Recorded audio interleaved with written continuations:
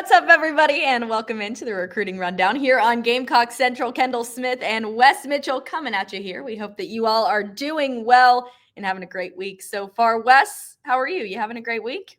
I'm good. Sun is shining. I'm happy. So happy to be here with you, Kendall. My favorite video of the week. Thank you. It is my favorite as well. Always fun to talk recruiting in the world of South Carolina football. And today we are talking about something that we have brought up the last several weeks, but it's just kind of the name of the game right now in the world of recruiting. It is official visits. And as always, we will start off the show by saying head over to GamecockCentral.com to get all of the latest. That is your in-depth analysis. This is the recruiting rundown. So the word rundown, obviously, we're just trying to do this very quickly, get to you the big points of every week. But if you want to hear all of the nitty gritty, the details, head over to GamecockCentral.com and check it out. But we've got some more official visits on the books. Wes, who stands out to you in terms of guys that have recently set their dates since the last time that you and I chatted here on the show? Yeah, it's a good question, Kendall. The guy that maybe sticks out the most is from right up there near you, and that's Aiden Harris, 4-star defensive lineman. I still, as of right now, don't have an exact date, but he did confirm that he is taking an official visit, that it is locked in. And Ohio State is sort of the school that some of the national guys have focused on early in terms of his recruitment. But it's actually South Carolina and NC State that were first to get the OVs on the books for him. So I don't know how much you read into that, but certainly it's probably a pretty good sign for both of those schools that they are firmly in the mix for him. He is way up there. We've talked about Aiden before, way up there in the recruiting rankings. Right now, number 2 defensive lineman in the entire country for that 2026 class, number 41 overall prospect, and the number 5 prospect in the state of North Carolina. South Carolina obviously also involved with his brother, who is 4-star edge, Andrew Harris, and probably, I believe, will end up taking an official visit to South Carolina as well. And really, maybe this is the North Carolina show here, Kendall, because a couple of other guys I mentioned last week on Gamecock Central, JB Shabazz, who is a 4-star, at least on 3, offensive tackle. He's locked in an official visit for South Carolina for this summer.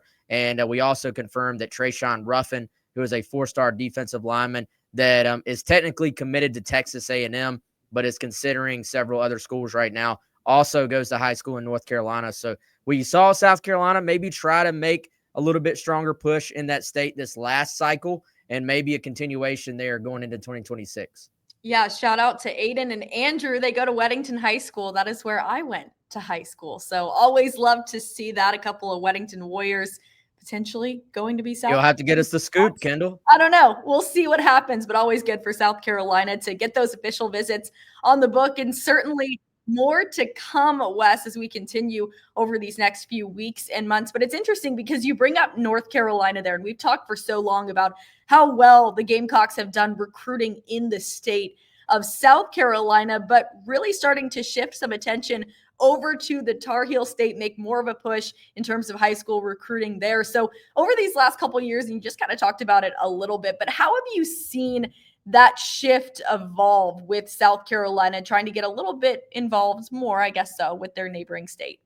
Yeah, and I think that's a state they've tried to have some success in from the very beginning, and sometimes it hits and sometimes it doesn't, but it does at least feel like there's been a little bit of a doubling down in terms of the effort in that state, and we've seen that success, I think, start to take place. There's another guy from right up there at Myers Park, Rodney Dunham, who we talked to here on the show as well, and some of that, just takes time. I think when you look at a guy like Dunham, he's obviously still a rising senior. He's in the middle of his junior year right now, but South Carolina was already able to get him on campus several times, both for a junior day and for games this past season. So if you're going to make inroads, sometimes it can't just be a year one thing. Sometimes it's all about getting in on a guy early on. And we actually talked about Rodney when we were talking about our recruiting rankings show, I guess maybe 2 weeks ago.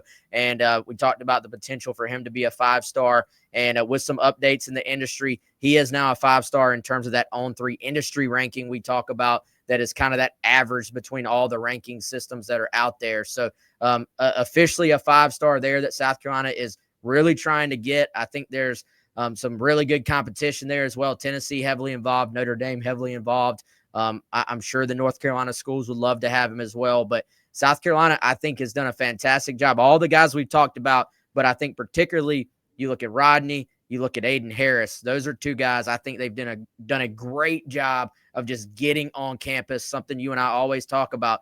Get them on campus as often, as early as possible, and start to build those relationships. Well, South Carolina's coaching staff has done a fantastic job of building relationships, and we have seen those relationships turn into very successful players that have come to South Carolina and been fantastic in the program. So, hoping for more and more of that with Shane Beamer and his staff. And right now, things are going to ramp up a little bit more here, Wes, because the dead period is officially over. So, what does that mean for South Carolina in terms of recruiting?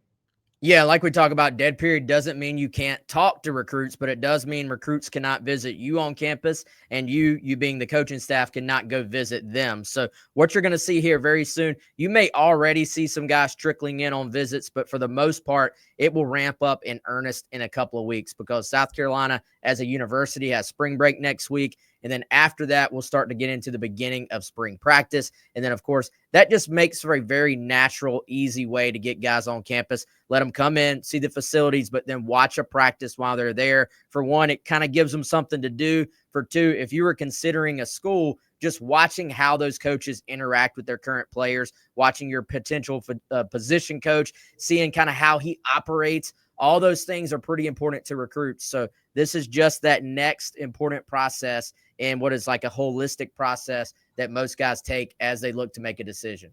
Well, we always talk about how there's constantly things going on with recruiting, but when we say that, we very, very much mean it. I mean, there is always something, as you just said, Wes, even during the dead periods, there are still things that are going on for South Carolina. So as you look at these next couple of weeks, these next couple of months, things will start to ramp up even more, especially as we get into spring practice for South Carolina football, which means we're just a little bit closer to the season being here. And I know we are all certainly excited about that. So again, head over to GamecockCentral.com. We really encourage you to do that. You can check out all of our articles over there. Wes does a great job. Chris Clark does a great job as well, really getting in depth about all that's going on with South Carolina football recruiting. So GamecockCentral.com is where you need to go. You can also follow us on social media at Gamecock Central. You can follow Wes on his personal X account as well, because he's always got stuff that he is putting out there. So we appreciate all of you watching us here on this edition of the Recruiting Rundown. We are back